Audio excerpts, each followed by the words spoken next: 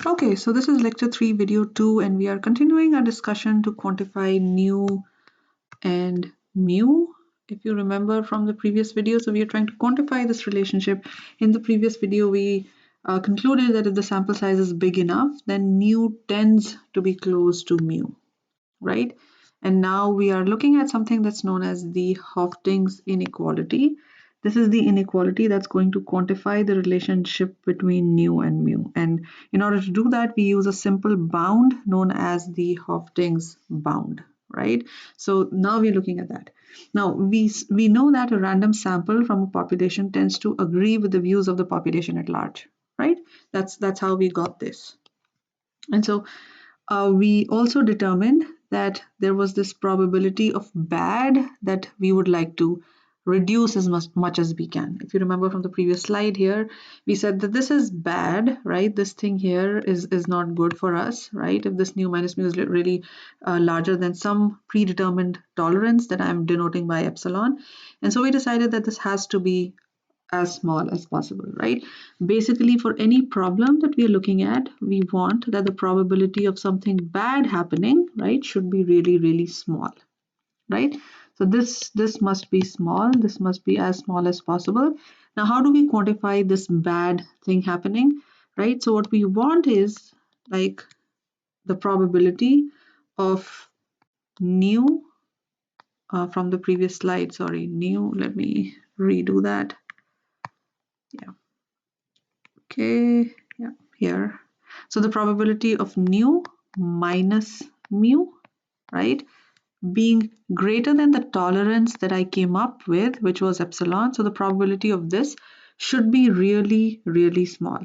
And just a reminder, this tolerance is up to me. It is how we define or set up the problem. And this is the tolerance of error. So this is what is bad for my problem. And maybe it can come from the domain knowledge, it can come from the problem setup itself, and so on, right? So according to the Hoeffding bound, the probability of something bad happening is small, which kind of tells me that the probability, or let me just write it as probability first, right? Not to confuse, is less than or equal to something small. Now, what is that something small is what we are going to quantify now. Okay, so if you think of the sample size n, right, what we are trying to say is that if n grows, if n becomes really, really big, right, it's highly unlikely that nu will deviate from mu. That's what the observation that we had in the previous slide meant, right? So as n is becoming bigger and bigger, as n is becoming bigger, nu is coming closer, sorry, closer to mu. And that is what the Hoeffding's inequality gives us or tells us. So let me state that. And the way it's stated is that for any sample size n, right, the probability of this nu minus mu being bad, right, being less than or greater than epsilon, which was my tolerance or my error tolerance, right, should be less than equal to something that's exponentially related to my n. So it's e to the negative of n. And there is this, like, for mathematical validity, we have this constant that exists. So 2 and 2 exist here. These are simply constants. What we really care in this bound is the variables. So the variable here is that my tolerance, which is denoted by my epsilon, also comes in the determination of the bound, right? So just by looking at the bound, you can tell that there is something that really that can really impact my bound. And the two important things here that impact my bound are my error tolerance, which is the epsilon, and my sample size, which is n. Now here P denotes the probability of an event. So in this case, the probability of something bad happening, the probability that nu and mu are as close to each other as possible, depending on, like, they shouldn't go beyond this. And if they go, this bound should be less than the, like, whatever is on the right hand side, right? In other words, what we are trying to say here is that if, like, what do we want epsilon to be? Just think about it. We want epsilon to be as small as possible, right? So that mu and mu are like really, really close to one another. Now, the tricky part here is that my epsilon also exists in this bound, right? Um, in words, what this inequality is stating is that as the sample size n grows, it becomes exponentially unlikely that nu will deviate from mu, right? That is given beyond a tolerance epsilon. This is what this can be stated in words, right? Now, the only quantity that is random in this entire thing is nu, right? Which depends on the random sample, because I just like pick the sample randomly. The other thing that's important here is that mu does appear in my probability, obviously, because I'm trying to get nu as close to mu as possible. But notice on the right hand side in the bound, my mu does not appear, right? So like another way of thinking about it is that like although my nu, this thing here, depends on mu, but mu is not there in my bound, right? Okay, so the usage of this inequality is to infer the value of mu, which is this, right? I want to infer mu by using the value of nu, which is what I'm going to infer from my sample, although it is mu that impacts nu and it's not the other way. So that's like the tricky part that we have to understand here. Another important observation here is that the right hand side does not have a mu, as I said earlier, right? So we are able to bound the probability by this value, whatever it is, this 2e to the minus 2 epsilon square, and which is not dependent on mu. So this is good news for us. Why? Because mu is the unknown thing, although we are trying to bring nu close to mu, but this is unknown, right? And so the good thing is we know that we can bind it, like we can bound the probability rather, of something bad happening by this thing which is on the right hand side, and it is not dependent on mu, which is excellent, right? This is what we wanted. Another thing to notice here, and the important thing to notice here, is what happens if n becomes like really large, right? If let's say n tends to infinity, then I can say that mu will come closer to nu with very high probability, right? Okay, all of that looks good to me. Everything is going good, and like all that is fine. Another way of thinking about it is like if I choose epsilon to be like really, really small, because this is what I want, my error tolerance should be as small as possible, then in order to make nu a good approximation of mu, like these two guys here, right, nu to be as close to mu as possible, in order to do that, and if my epsilon is small, I have to make n really, really big here. Just look at the right hand side, right? If this thing here becomes really, really small, then this bound will not be as tight, and so in order to achieve that, what I'm going to do is make my n as big as possible, right? So that is the trade-off, sort of, because if you're like really looking at a very small tolerance, then we also have to go for a very large sample size. In other words, if I have a smaller sample size, I might have to kind of relax this thing a little bit here, right? Otherwise, it's going to create issues. Okay, so another important point that I wanted to make before we move forward is that the probability of something good happening, which was like nu minus mu less than equal to epsilon, is going to, and let me actually write it down so that we remember. So that's like the probability of nu minus mu less than my tolerance so this means that in terms of the Hoeffding bound, this is going to be stated as 1 minus 2 times e to the minus 2 epsilon squared n. Right, so this is the probability of something good happening. Again, we are interested in something good should happen and something bad should happen as less as possible, right? And I can set this bound even before picking the sample. So that's good news here. I can pick the sample and calculate nu later on, but I can set the bound way before I pick the sample just by knowing what my error tolerance is and what my n is, right? So this is important that I pick the sample, like I pick the I set the bound before picking the sample, so the advantage of probabilistic analysis remains intact, right? Because I'm saying that the sample is picked randomly, right? So this is really important. Oops, I don't know what happened. Yeah, so that's the idea here, that the samples should be independent, and also that when I'm picking the samples, they should be picked randomly. Okay, so all of that is good. Let's look at an example to further understand how it's, like how the variables play their role in deciding this bound. Okay, let us assume that I have n equals 1000. So I'm picking, like, I'm drawing 1000 marbles from my big bin, if you remember, and then I'm observing new, right? So every time I pick something, I'm observing new. Okay, now I will set my error tolerance, the epsilon. Let's say I set it to something really, really small. According to me, 0.05 is small, so well, that's all good.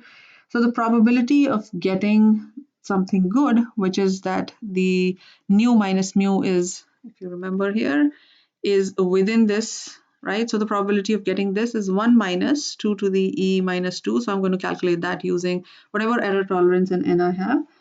And so 1 minus 2 to the e minus 2, and then epsilon is 0.05 squared, and n is 1000, right?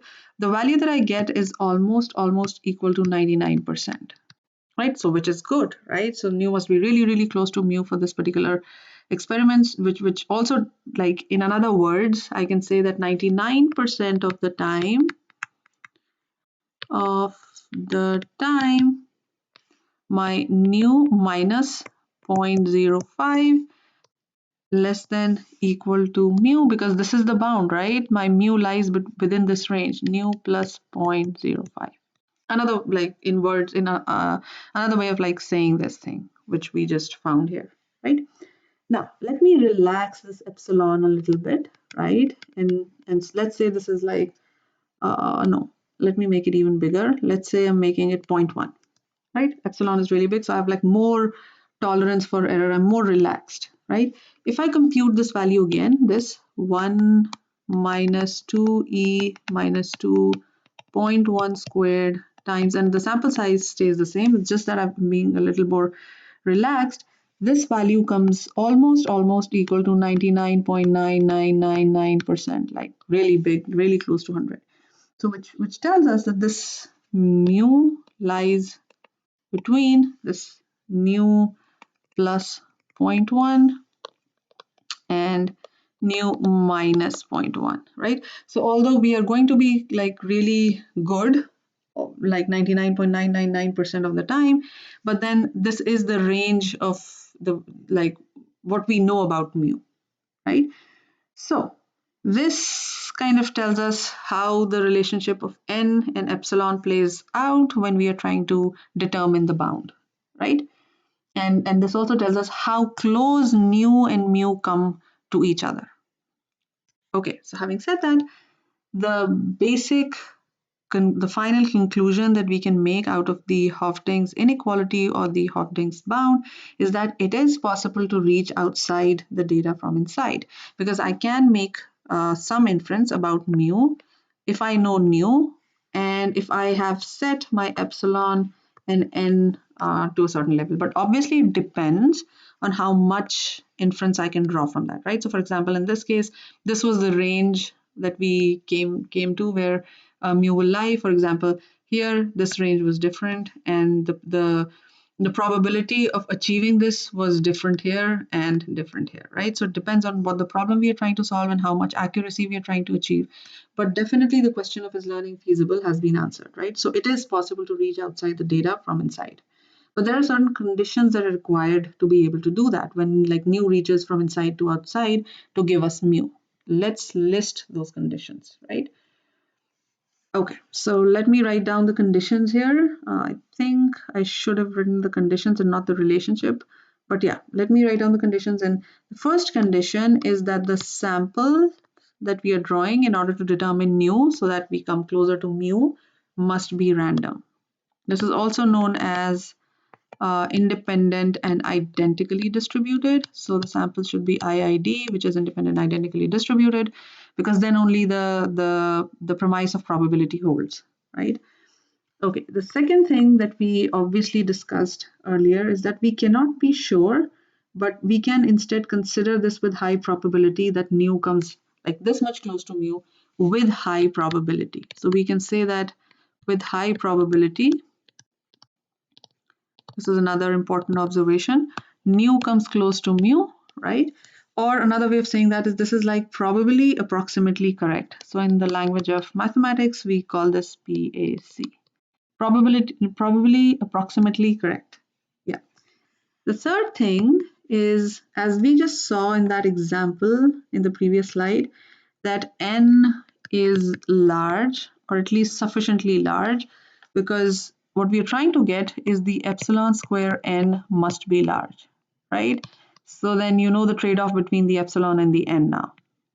If we are choosing like a really relaxed thing, we are getting the probability is like really high of getting closer to mu, but then we are kind of getting a less tighter bound, right? So that's the third one. And then the fourth one, which we wanted to answer in this lecture, is that is learning feasible? So yes, mu does reach out to mu, right? But it does that for that particular bin in which we have from where we are getting the samples for calculating this, right? So it reaches out, I would say reaches out to mu for that particular bin. What does this mean, by the way? So what this means is that if I'm trying to predict whether in the US elections Trump is going to win versus Biden is going to win, I should have the population of United States as my bin, and the sample should be drawn from that. I shouldn't be drawing my sample from the population of some country from Europe or Canada, right? So that's what it means. This holds for that particular bin, and then if all of these four steps are true, then for any for like if all these steps are true, we can apply these rules to sort of any population to get mu to be as close to mu, right? So if all these are true, then yes, we can say that learning or at least getting the information of getting the information of mu from nu, or I would say that is possible, right? So this is possible.